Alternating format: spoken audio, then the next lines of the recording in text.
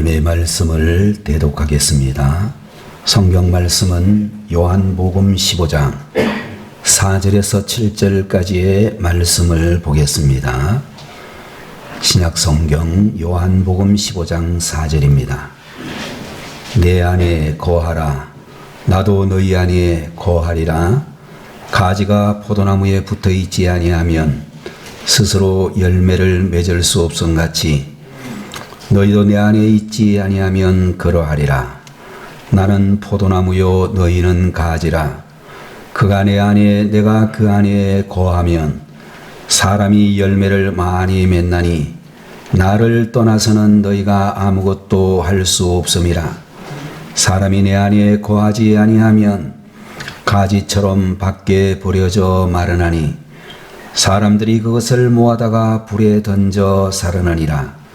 너희가 내 안에 거하고 내 말이 너희 안에 거하면 무엇이든지 원하는 대로 구하라. 그리하면 이루리라. 아멘.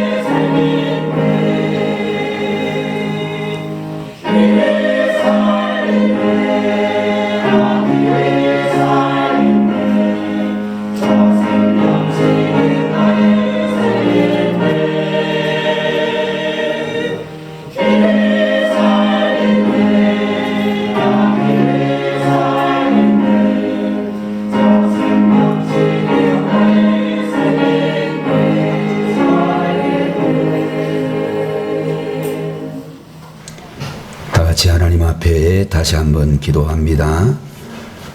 은혜와 사랑이 풍성하신 우리 아버지 하나님, 오늘도 거룩한 주일 예배를 통하여 하나님의 놀라우시는 정과 은혜가 우리에게 임할 줄을 믿사오며, 이 시간에 또한 사랑하는 주의 자녀들이 하나님 앞에 귀한 찬양으로 영광을 돌리게 하여 주심을 감사드립니다.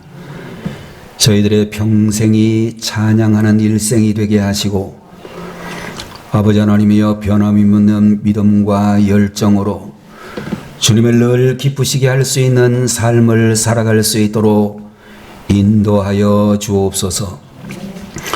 이 시간에도 부족한 종을 통하여 주의 말씀을 대언케 하시니 감사하오며, 참으로 부족한 종의 입술에 파수꾼을 세우시고 성령의 인도하심을 따라, 성령이 말하게 하심을 따라 주의 말씀을 대언케 하옵소서.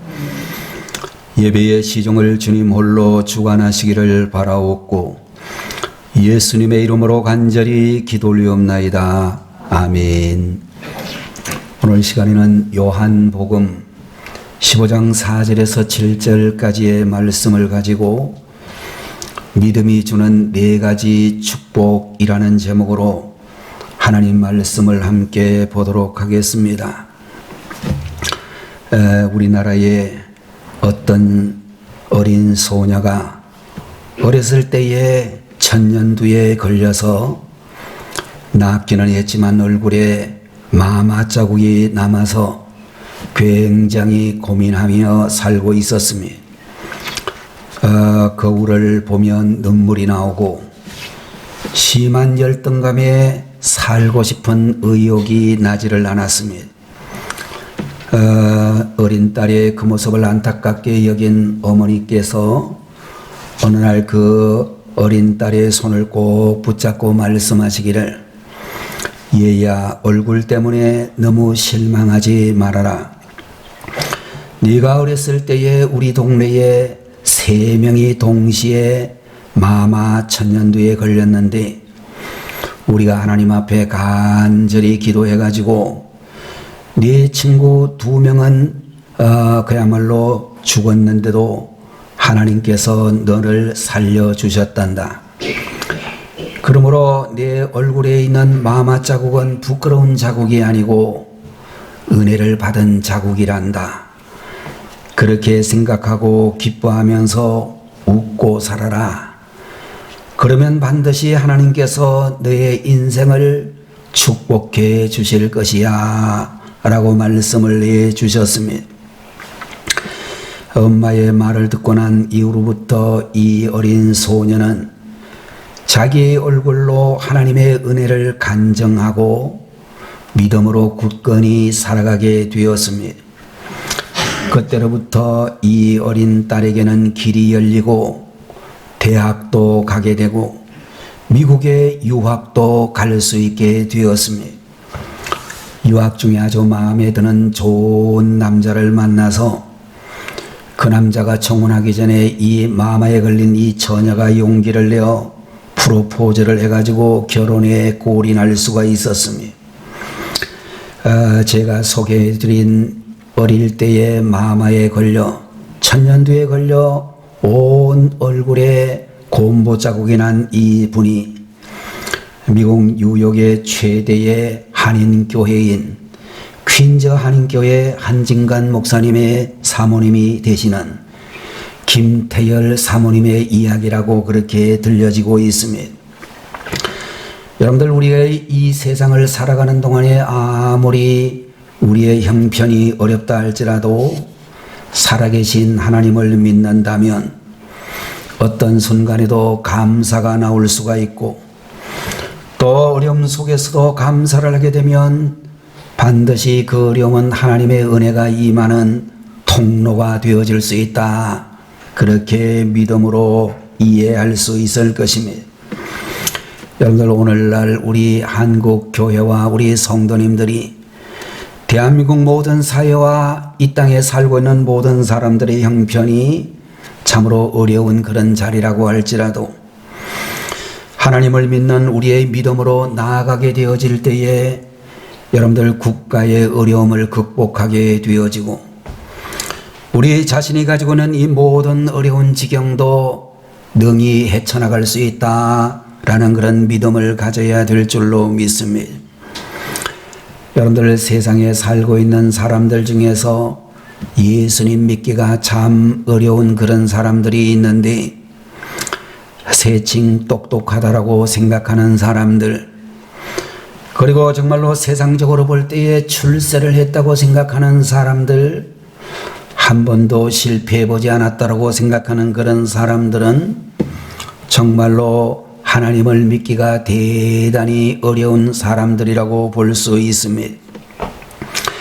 여러분들, 우리는 세상을 살면서 때때로 실패를 하기도 하고, 또 때로는 우리가 병들기라도 하고, 때로는 여러 가지 어려운 난관에 부딪히게 되면 인간이 가지고 있는 능력이 얼마나 연약한 것인지를 깨닫고 하나님을 향해서 믿음의 발걸음을 내디디게 되어질 줄로 믿습니다. 세일즈를 아주 잘하는 어떤 분이 거절을 당할 때마다 싱글벙글 웃는 것을 보고 가까운 분이 궁금해가지고 묻기를, 그렇게 거절을 당해도 웃음이 나오느냐고 물었습니다. 그랬더니 그분이 이야기하기를, 제 경험에 의하면 평균 11번 정도를 거절당해야 물건이 팔리게 되니 한 번이라도 더 거절을 당하면 물건 팔 때가 가까워져서 좋아가지고 웃는 겁니다. 그렇게 이야기를 했다는 것입니다. 여러분들, 우리는 믿는 하나님의 사람들로서 시련을 당할 때마다 그 시련을 통해서 성숙하게 되어지고 더 축복에 가까워지고 있다는 사실을 기억하는 우리 성도님들이 되셔야 되겠습니다. 오늘 여러분과 저는 요한복음 제15장에 나오는 참으로 비유의 말씀을 보고 있는데, 이 비유의 말씀은 예수님의 유언의 설교 중에 한 부분이다, 그렇게 알려져 있습니다. 여러분들, 우리가 보고 있는 이 설교 말씀을 보게 되면 예수님께서는 제자들에게 내 안에 거하라 라고 하는 말씀을 계속적으로 강조를 해 주시고 있습니다. 오늘 본문을 보게 되면 우리가 예수님을 믿을 때에 어떤 복을 받게 되는가에 대해서 말씀을 해 주시는데, 첫 번째로 주님이 우리 안에 거하시는 축복을 받게 된다라고 말씀하고 있습니다.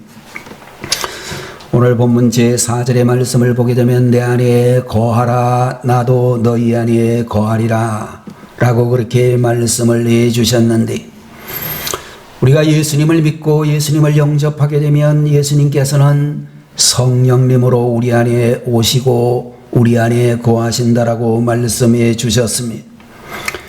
성령께서 우리 안에 거하시게 되면 그 순간부터 죄의 저주가 물러가게 되고 우리는 구원받은 하나님의 자녀가 되어 천국에를 가게 되고 마음의 천국이 이루어지게 되는 줄로 믿습니다. 여러분들, 우리 마음속에 마음의 천국이 이루어지게 되면 내가 바꿀 수 없는 것은 받아들일 수 있는 평안이 생기고, 또 내가 바꿀 수 있는 것은 바꾸려고 하는 용기와 열정이 생겨지게 될 줄로 믿습니다. 내가 바꿀 수 있는 것과 바꿀 수 없는 것을 분별하는 분별력이 생기고, 또한 성령이 우리 안에 오시게 되면 그때부터 우리의 육적인 생활은 영적인 생활로 변화되게 될 것입니다. 여러분들, 육적인 생활은 어떤 것이며 영적인 생활은 어떤 차이가 있는가라고 할 때에, 여러분들, 육적인 생활은 사람을 바라보는 것이며 영적인 생활은 하나님을 바라보는 것이다 라고 그렇게 말씀을 드릴 수 있습니다. 여러분들, 우리가 세상을 살면서 사람을 바라보게 되면 불만과 불평이 생길 수밖에 없지만, 하나님을 바라보게 되면 만족과 진정한 평화가 우리 마음속에 임하게 될 줄로 믿습니다. 여러분들, 우리는 이 땅에서 살아가면서 다른 것은 몰라도 하나님의 은혜를 잊어버리는 사람은 되지 말아야겠다, 그런 마음을 가져야 될 것입니다. 조금 어렵다고 해서, 또는 내 뜻대로 안 된다라고 해서 하나님을 향하여 불평하나 원망하는 사람이 되어서는 안 될 줄로 믿습니다. 어떤 목사님의 예화에 나오는 이야기가 되겠습니다마는, 여름에 몹시 더우니까 어린아들이 하드를 하나 사들고 들어왔는데 목사님이 그 아들에게 한 입만 먹자 그래가지고 한 입을 먹기는 먹었는데 고만 아이가 보는 앞에서 너무 많이 먹어버렸습니다. 그랬더니 아이가 반밖에 남지 않은 그 아들을 보면서 아빠가 진짜 목사님 맞아요? 그러면서 대들었습니다. 그런데 목사님께서 그 아들의 말이 한편으로는 이해가 되면서도 한편으로는 그 아들놈이 하는 소리를 듣고 만정이 떨어져 버렸습니다. 지금까지 저를 위해서 수고한, 저를 위해서 희생한 아버지는 생각하지 않고 하드 하나 가지고 그렇게 인심사납게 구는 것을 보고 만정이 떨어져 버렸다라고 하는 것입니다. 목사님은 그 후에 사람이라고 하는 존재는 평생 동안 잘해주다가도 한 번만 못해주면 부모 자식 간에도 형제 간에도 부부 사이도 다 이럴 수가 있겠구나 하는 것을 깨닫게 되어졌다라고 하는 것입니다. 여러분들 오늘 우리가 교회에서 신앙생활을 하는 여러분들도 아마 신자와 신자들 사이에도 잘해주다가도 한 번 잘못해주게 되면 그야말로 그 잘못한 것만 생각하고 이제 정말로 그 잘못된 것만 기억하는 그런 사람들이 되기도 하고 그런 체험을 하기도 하게 될 것입니다. 여러분들 그런 의미에서 우리는 이 세상을 살면서 지금까지 우리를 지켜주시고 우리에게 은혜를 베푸시고 인도해 주신 그 하나님의 은혜를 절대로 잊어버려서는 안 되겠다 그렇게 말씀을 드릴 수 있습니다. 어떤 목사님께서 목회를 하시다가 목회가 너무 힘이 들어가지고 탈진을 하게 되었습니다. 여러분들 우리가 장사하시는 분들 사업하시는 분들도 코로나 시국이라든지 이런 여러분들 어려운 그런 사회 환경에 의해서 하던 사업을 접고 또 여러분들 하던 사업이 망해버리고 많은 부채를 안게 되어지는 그런 경험을 가지고 있을 때에 별로 살고 싶은 생각이 없다 이런 생각이 들 수 있듯이 우리 목사님들도 하나님의 인도하심 속에서 하나님의 은혜 가운데서 우리 성도님들의 협력 속에서 목회를 하시기는 하지만 여러분들 우리가 자주 말씀드리긴 합니다만 코로나가 3년 가까이 이렇게 진행되는 동안에 우리 한국교회가 엄청나게 큰 어려움을 직면하고 있습니다. 수많은 목사님들이 목회를 이제 할 수가 없는 그런 상황이 되고 교회들이 문을 닫았다라고 하는 그런 안타까운 이야기가 계속적으로 들려오고 있습니다.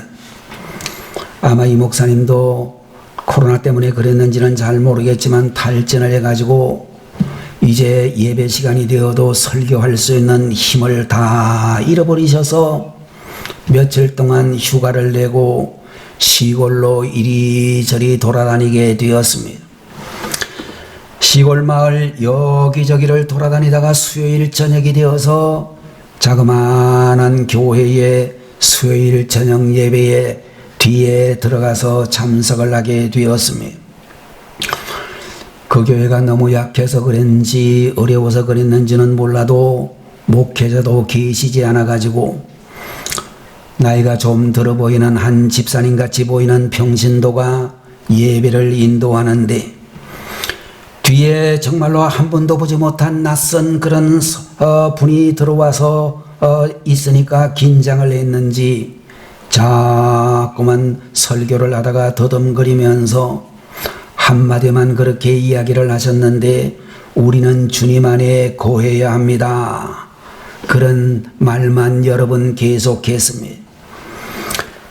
설교에 대해서는 그래도 익숙하신 이 목사님에게 그분 말씀이 대단히 답답하게 느껴지기도 했지만 그 집사님의 설교를 들으면서 음미를 하면 할수록 새롭게 그 말씀이 심령에 들어오는 것을 느낄 수 있었습니다.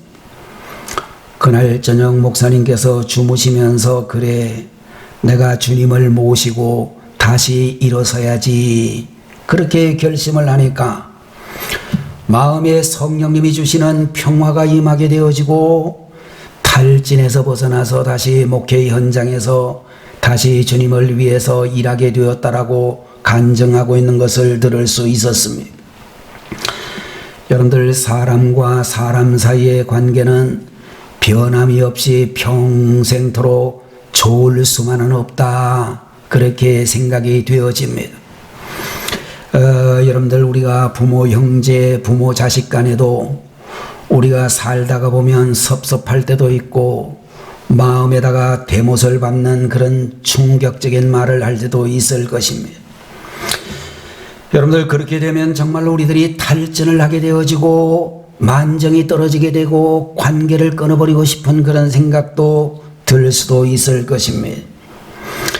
여러분들, 우리가 꼭 아셔야 될 것 중에 한 가지는 사람과의 관계는 내 짐을 상대방에게 맡기려고 하면 틀어지게 되어지고, 그러나 하나님의 관계는 내 짐을 하나님께 맡기려고 하면 오히려 힘을 얻고 담대함을 얻게 되어진다라고 하는 것입니다. 여러분들, 우리가 잘 알고 있는 대로 마태복음에 있는 말씀을 보게 되면 수고하고 무거운 짐진 자들아 다 내게로 오라. 그렇게 우리에게 수고하고 무거운 짐을 짐진 채로 주님 앞에 맡길 것을 말씀을 하시고, 그리하면 내가 너희를 쉬게 할 것이라고 주님께서 분명히 약속을 해 주시는 것을 볼 수 있습니다. 여러분들, 우리가 믿음이 주는 첫 번째 축복은 주님이 내 안에 계시는 축복을 받는다라고 하는 이 말씀 마음판에 새기시는 이 시간 되시기를 바랍니다. 두 번째로 믿음이 주는 복은 열매를 많이 맺게 되는 축복을 주신다라고 말씀하고 있습니다. 5절에 나오는 말씀을 보게 되면 우리가 예수님 안에 있으면 열매를 많이 맺게 된다라고 말씀하고 있습니다. 여러분들, 믿음은 영원히 구원받아 천국에 가는 복만 있는 것이 아니라 이 땅에서 받는 축복도 있는데, 여러분들, 믿음의 축복 속에는 치유의 축복도 있고 성공의 축복도 있고 가정의 축복도 있다라고 말씀을 드릴 수 있습니다. 여러분들, 우리가 예수님 안에 있으면 우리의 삶에서 30배, 60배, 100배의 열매를 얻는다라고 하시고, 여러분들, 우리가 5절 말씀 끝부분을 보게 되면 나를 떠나서는 너희가 아무것도 할 수 없다라고 말씀하고 있는데, 여러분들, 우리의 인생이 실패하게 될 것을 말씀하고 있는 것입니다. 여러분들, 예수님을 멀리하게 되면 일이 되는 것 같이 보일지라도 전혀 되는 것이 아니고, 인생의 실패는 예수님을 모시느냐 예수님을 멀리하느냐에 달려있다라고 우리에게 말씀하고 있는 것입니다.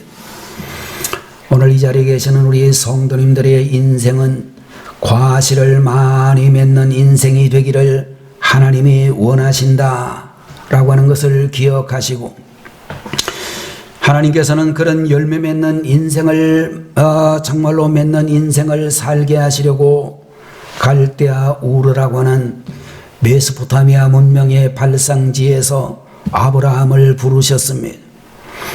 하나님은 그에게 우상의 도시 갈대아 우르를 떠나라고 하시면서 너는 복의 근원이 되어 너를 축복하며 나도 축복하고 너를 저주하면 나도 저주하리라 라고 하는 그런 말씀을 그에게 주셨습니다. 여러분들, 하나님의 부르심을 받은 아브라함을 보게 되면 믿음의 조상이라고 별명이 붙여져 있는 그도 약점이 아주 많았던 사람인 것을 알 수 있습니다.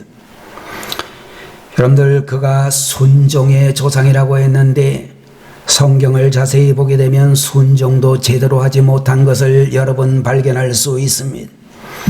친척과 아버지의 집을 떠나라고 했는데 아버지도 함께 가고 조카인 롯도 함께 데리고 갔다라고 성경은 말씀하고 있습니다. 순종을 제대로 하지 못한 아브라함이라 할지라도 하나님은 그 아브라함을 쓰시고 정말로 우리가 성경을 통해서 볼 때 아브라함과 같이 축복을 받은 사람이 어디 있을까? 아무리 찾아도 보이지 않을 만큼 축복의 사람이 되었습니다. 여러분들 아브라함을 생각하면 그는 이스라엘과 아람 민족들의 조상이기도 하고 전 세계에 적어도 10억에서 20억에 가까운 기독교인의 믿음의 조상이라고 그렇게 말할 수가 있을 것입니다. 우리가 알아야 될 것은 아브라함이 위대했기 때문이 아니라 그가 믿던 하나님이 위대하시기 때문에 이런 축복의 열매가 맺어지게 된 것입니다. 여러분들 오늘 이 자리에 계시는 여러분이나 저나 우리가 양심적으로 우리 자신을 생각해 보게 되면 우리는 정말로 약점이 많은 사람이고 부족한 점이 많은 사람이다. 그렇게 인정할 수 있을 것입니다. 제가 제 자신을 생각해 보게 되면 저는 이 A형인데 A형 중에도 아주 고약한 트리플 A형인 것 같습니다. 그래가지고 A형의 특징 중에 하나가 아주 소극적인 거거든요. 사람들이 남이 듣기 싫은 소리는 절대로 하지 않으려고 합니다. 그러니까 남이 싫어하는 소리는 안 하는데 이게 문제가 뭐냐면 집에 들어오면 싫은 소리를 합니다. 집에 들어와 가지고 부인을 향해서는 우리 집사람을 향해서는 집사람 듣기 싫어하는 소리를 아주 세게 강도 있게 하는 바람에 제가 우리 집사람한테 점수가 형편없이 났습니다. 또 그러다가 보니까 여러분들 우리가 어디 나서 가지고 기관의 대표가 된다든지 지도자가 되는 데는 상당히 문제가 있는 성격이 저는 A형이라고 생각을 합니다. 그런데도 우리 여러분들 하나님께서 부족한 저를 택하셔서 우리 영광교회를 개척하도록 하시고 이 교회의 담임 목사가 되어 매주일 예배를 인도하게 하셨습니다. 1979년 7월 15일부터 제가 설교를 했으니까 43년이 지나는 긴 시간 동안 얼마나 많은 설교를 했겠습니까? 새벽마다 설교를 하고 구역예배 설교도 하고 금요일날 저녁에도 설교를 하고 여러분들 매주일 새벽 주일 예배를 인도했으니까 엄청나게 설교 많이 한 것입니다. 원래 저는 말이죠 설교할 사람이 못 되는 거예요. 못 되는데도 하나님이 설교하게 하시고 부천에 있는 우리 그 교회들이 1680개 교회가 있다라고 하는데 그 교회들의 대표가 되는 연합회 회장도 역임할 수 있게 하셨습니다. 하나님이 함께 하시면 우리의 부족을 가리워 주시고 우리를 하나님의 일꾼으로 세우시는 것입니다. 어떤 기독교 병원의 한 임산부가 입원을 하셨습니다. 그 병원에는 복도와 각 병실마다 예수님의 액자가 예수님 초상 액자가 걸려 있었는데 이 임산부는 예수님을 안 믿는 사람이었는지 그 액자를 가지고 반감을 가지고 간호사들에게 제발 저 액자를 좀 띄워달라고 부탁을 했습니다. 간호사들이 이야기하기를 자기들은 그렇게 못한다고 하니까 그 다음에는 자기를 담당하고 있는 주치의사에게 부탁을 했습니다. 주치의사도 담당 의사도 못한다고 하니까 자기가 직접 떼어낸다라고 하면서 예수님 초상이 있는 그 액자를 떼어버렸습니다. 그리고 이 사람이 간호사도 듣고 의사도 듣는 가운데 중얼거리기를 나는 내 아이가 절대로 저 그림을 보지 못하게 할 것입니다. 그리고 저는 그 액자를 떼어버렸는데 드디어 이분이 출산을 했습니다. 그 부인이 이야기한 대로 그 아이는 예수님을 영원히 볼 수가 없었는데 왜냐하면 시각장애인으로 태어났기 때문이었습니다. 여러분들 예수님께서는 자신의 삶에서 떼어내서 하나님의 축복을 잃는 사람들이 되지 말고 우리는 아무리 부족해도 아무리 형편이 어려워도 우리 가운데 여러 가지 어려운 상황이 펼쳐져도 예수님 붙잡고 살아가는 성도님들이 되셔야 될 것입니다. 세 번째로 믿음이 우리에게 주는 축복은 쓸모 있는 인생이 되는 축복을 주신다라고 말씀을 했습니다. 6절에 있는 말씀을 보게 되면 우리가 예수님 안에 거하지 않으면 쓸모없는 인생이 된다라고 말하고 있습니다. 그 말은 반대로 우리가 예수님을 믿고 영접하고 주님과 함께 동행하면 우리는 쓸모가 있는 인생이 된다라고 하는 것을 말씀하고 있는 것입니다. 믿음의 축복이라고 하는 것은 나 혼자만 받고 끝나는 것이 아니라 남에게도 축복이 되어야 될 줄로 믿습니다. 여러분들, 나는 세상적인 복은 많이 받았다고 할지라도 남들이 우리를 보고 저 인간은 쓸모가 없어 라고 그렇게 이야기를 한다면 큰 문제일 것입니다. 우리는 복을 받을 때에 남들이 우리를 보고 참으로 쓸모가 있는 사람이야 라는 말을 들어야 될 줄로 믿습니다. 여러분들, 그런 말을 듣기 위해서는 우리는 욕심을 버릴 줄 알아야 되는데, 욕심을 가지게 되면 욕심은 끝이 없다는 사실을 알게 되어질 것입니다. 요사이 서울의 집값이 천정부지로 마구 올라가서 강남에 있는 집들은 50억도 넘는다고 그러고 꽤 괜찮은 집은 80억도 넘는다는 이야기가 있습니다. 전에 우리 교회가 개척할 때 우리 교회를 발산동에서 또는 인천에서 나왔던 우리 성도님 중에 김영숙이라고 하는 우리 고종사촌 누이가 있었습니다. 인천으로 가서는 15평 아파트에 가가지고 살면서 신방을 오라고 우리 집이 아주 넓어졌다라고 자랑을 했습니다. 그러다가 나중에는 저기 둔촌동에 있는 올림픽 스타디움 그 아파트 43평짜리로 가서 또 굉장히 자랑스러워 했습니다. 제가 알기로는 이 자매가 지금은 그야말로 대지가 거의 200평에 가까운 큰 집에서 단독주택을 멋있게 강남 한복판에다가 짓고 사는데요. 한 번씩 전화를 해가지고 그런 이야기를 하는 걸 제가 들은 적이 있습니다. 요새 형편이 어떠냐, 생활이 어떠냐, 그렇게 제가 물어보면, 목사님, 나는 강남에서 제일 가난한 사람이야. 내 주변에는 나보다 훨씬 더 잘 사는 사람들이 버글버글해. 그런 이야기를 하더라고요. 모르긴 몰라도 그 집은 지금 시가로 치게 되면 100억이나 200억은 좋게 될 것 같습니다.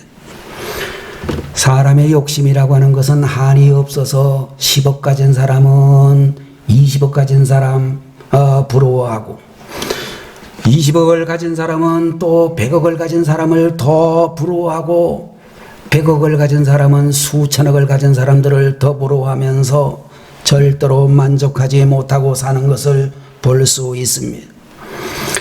여러분들, 인생은 마라톤과 같아서 처음에 오버페이스를 하게 되면 반드시 뒤처지게 된다는 것을 아셔야 되겠습니다.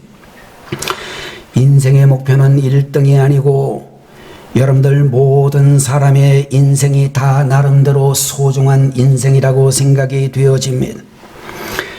여러분들, 하나님께서 우리를 보시게 될 때에 우리의 가치를 어떻게 보시느냐, 강남에 수백억 되는 아파트에 사느냐, 단독주택에 사느냐가 아니라 우리가 세상에 살면서 얼마나 다른 사람에게 나누고 복음을 위해서 또는 교회를 위해서 하나님의 영광을 위해서 우리가 가지고 있는 물질을 얼마나 제대로 사용하느냐, 그것을 하나님은 보신다고 하는 것을 아셔야 되겠습니다. 어떤 가난한 아버지가 막노동을 하면서 중학교 3학년에 다니고 있는 딸과 중학교 1학년을 다니고 있는 아들을 키우는데, 아마도 이때가 IMF가 지난 지 얼마 안 되는 때였는지 몰라도 아이들 공부를 시키느라고 한 번도 구두를 신지를 못하고 운동화도 다 떨어질 때까지 신고 다녔습니다. 어느 날 중학교 3학년인 딸아이가 결심을 하기를, 우리 아빠에게 구두를 하나 선물을 해야지, 그렇게 생각을 했는데 돈이 전혀 여유가 없으니까 학교까지 매일 1시간씩 걸어다니면서 버스비를 모으기 시작을 했습니다. 그런데 신기한 일은 그 먼 길을 걸어 다니면서도 힘들지 않고 오히려 마음의 기쁨과 설렘이 넘치는 것이었습니다. 그런데 하루는 저 앞에서 자그마한 남자애가 낙엽을 밟으면서 걸어오고 있었는데 자세히 보니 중학교 1학년인 자기 남동생이었습니다. 누나가 그 아이에게 묻기를 아니 너 왜 버스 안 타고 걸어오니? 라고 물었더니 그 동생이 대답하기를 누나 나도 아빠 신발을 빨리 사드리는데 돕고 싶어. 그러면서 그 아이도 버스비를 모으고 있었습니다. 이 아들과 딸이 버스비를 저축을 해가지고 아빠 구두를 사드렸다 라고 하는 그런 이야기, 감동적인 이야기가 수록되어져 있는 것을 들을 수 있었습니다. 여러분들 자기의 것을 희생해가지고 나누려고 하는 이 아름다운 마음이 우리를 쓸모있게 하고 우리의 키도 자라지만 마음도 자라게 하는 것이라고 말씀을 드릴 수 있을 것입니다. 여러분들 마음은 어떻게 자라는가 라고 할 때에 남을 위하여 나의 불편을 감수할 때 자라게 되고 그런 의미에서 어렵게 사는 분들을 돕는 것은 우리의 마음을 자라게 하는 고마운 그런 스승들이라고도 이야기할 수 있을 것입니다. 여러분들 우리가 누군가를 돕기 위하여 마음을 쓸 때 우리는 진짜 사람답게 되어지고 연약한 사람에게 힘을 주기 위하여 마음을 낮출 때에 우리의 영적인 키가 더 커지게 될 것이라고 믿습니다. 여러분들 믿음이 주는 네 번째의 축복은 기도의 능력을 얻게 되는 축복이라고 말씀하고 있습니다.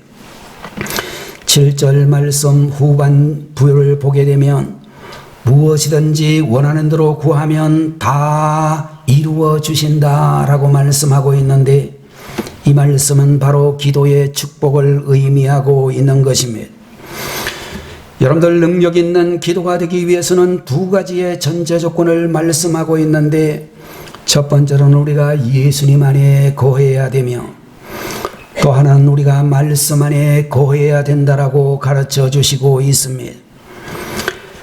여러분들 우리는 내 뜻을 위하여 내 욕망을 위하여 기도하는 사람이 되지 말고 우리는 정말로 하나님의 뜻을 이루기 위하여 기도하는 사람이 되어야 될 줄로 믿습니다.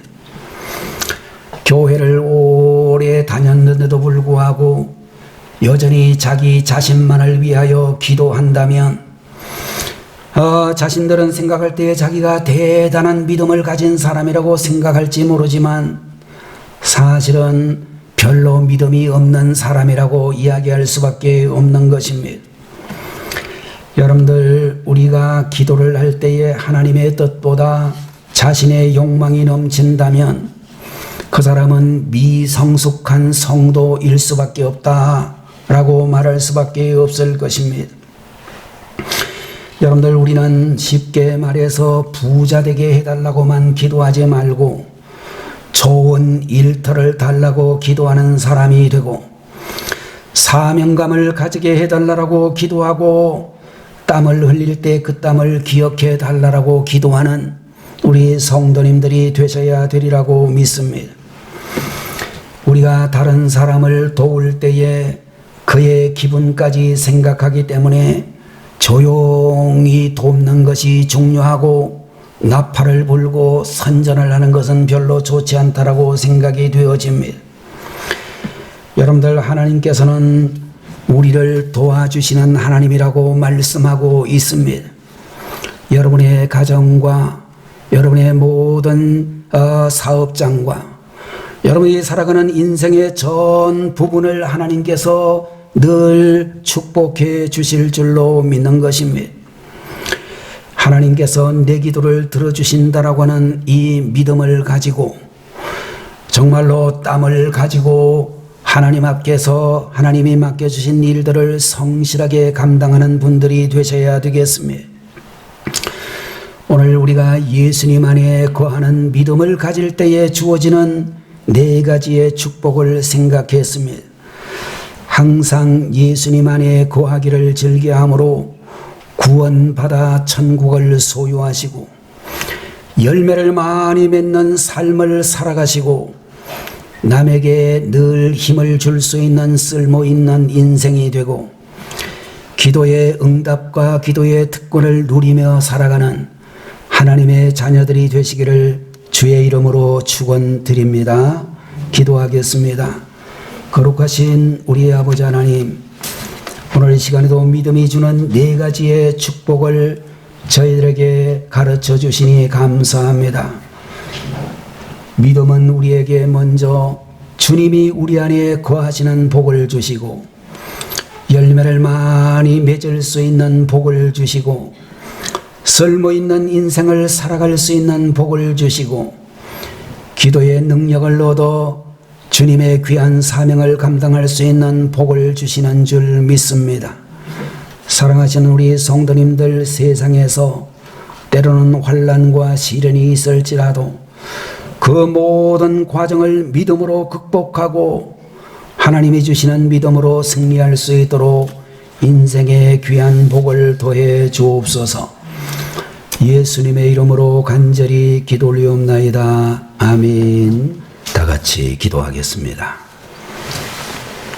지금은 교회의 머리가 되시고 길이요 진리요 생명이 되시는 우리 주 예수 그리스도의 무한하신 은혜와 하나님 아버지의 망극하신 그 사랑하심과 성령님의 감동 감하시고 위로 인도 내주 충만 역사 교통하심이 오늘 주님 앞에 귀한 예배를 드리고 세상을 향해 출발하는 주님의 사랑하는 모든 종들 머리 위에, 저들의 가정과 사업장 위에, 대한민국의 모든 백성들 위에 지금부터 영원토록 함께 계시기를 간절히 축원하옵나이다. 아멘.